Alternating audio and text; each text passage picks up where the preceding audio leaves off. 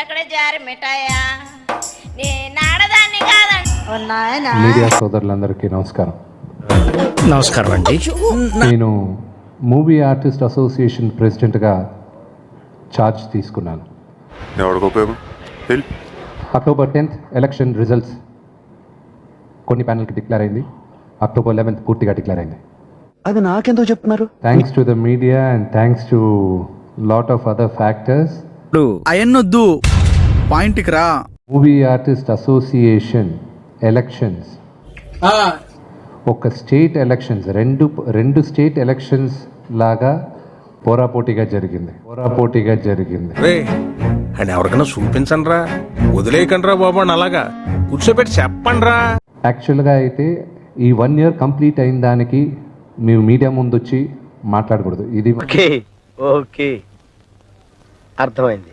ఇది మా కుటుంబంలో మేమందరం ఏం చేసుకున్నాం అనేది ఏం చెయ్యాలయ్యా? మేము మాట్లాడుకోవాలి. మా అచీవ్మెంట్స్ సైలెంట్గా ఉండాలి. ఏం లేదు డొల్లా నీకు మళ్ళీ. నేను పోటీ చేసిన ఎలక్షన్స్ చేసిన నాయిస్ చాలా లౌడ్. పైన పటారంలో నరసారం, ఈ జగమంతా డంబాచారం. బలో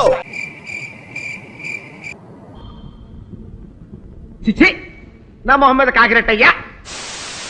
సో ఎంత చేసినా మేము 1 year సైలెంట్గా పనిచేసి అందరికీ చెప్పాలి. కొంచెం పోస్తావా?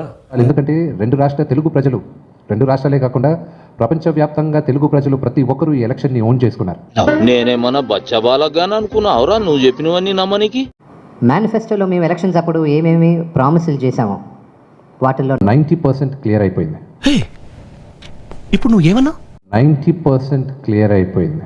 మనం చేయని కూడా ఎంత స్ట్రాంగ్ గా చెప్పొచ్చని మిమ్మల్ని చూస్తేనే తెలుస్తుంది సార్. అంతేగా. నా మొత్తం ప్రెజెంటేషన్ కరెక్ట్గా ఒక 7-8 minutesలో అయిపోద్ది. 7-8 minutesలో అయిపోద్ది.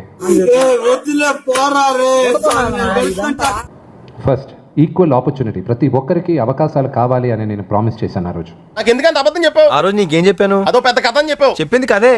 చెప్పేసావా? చిచ్చి. ఆ అవకాశాల కోసం మేము ఫస్ట్ తీసుకొచ్చిన అవకాశాల కోసం బుక్ ప్రింట్ చేసి. నాకు అర్థం కాలేదు సార్. నెమ్మదిగా అన్ని అర్థమవుతాయి కానీ కూర్చోరా. ప్రొడ్యూసర్ కౌన్సిల్ని ప్రతి సారీ కరెక్ట్ మర్చిపోయాను.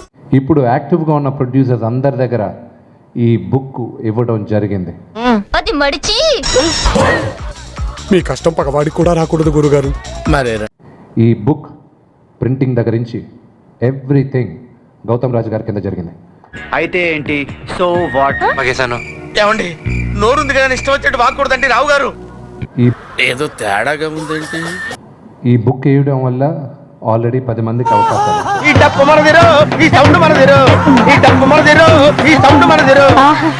అండ్ ఇంకా ప్రతి ఒక్కరికి వస్తాయి. అన్నొస్తున్నాడు,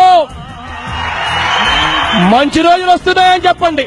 ఈ గ్రీవియన్సెస్ ఉమెన్కి ఒక షూటింగ్లోనే కాకుండా బయట కూడా ఏమైనా ఇబ్బంది కలిగితే వాళ్ళకి అండగా ఉండడానికి ఈ కమిటీ ఏర్పడడం జరిగింది. ఎక్కడికో వెళ్ళిపోయావరా మాలోకం.